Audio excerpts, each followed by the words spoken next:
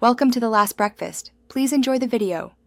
You start by preparing Backup Game, Inai and Game User Settings. Inai, then stop the server or quit to desktop for single player. Once done, open the proper folder for your server or profile and confirm you have right access. Make sure admin cheats are available so you can test immediately after changes. This avoids downtime and lost progress. Make a copy with a timestamp so you can revert. Now you're ready to modify the tether-related settings or apply a mod. Don't skip the backup step. Next, change the core behavior. Edit Game.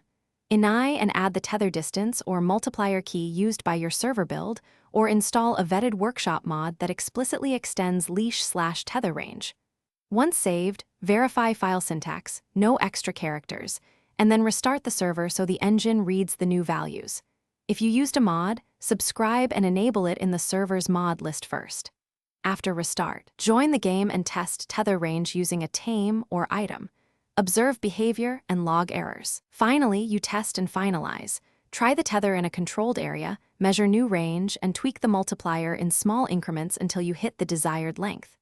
If things go wrong, tethers snapping, odd physics, or errors, check the server log immediately, roll back to your backup, and reapply smaller changes. Make sure mods are up to date and not conflicting. One key troubleshooting tip: if range changes cause instability, revert to backup and increment more conservatively to isolate the problematic value.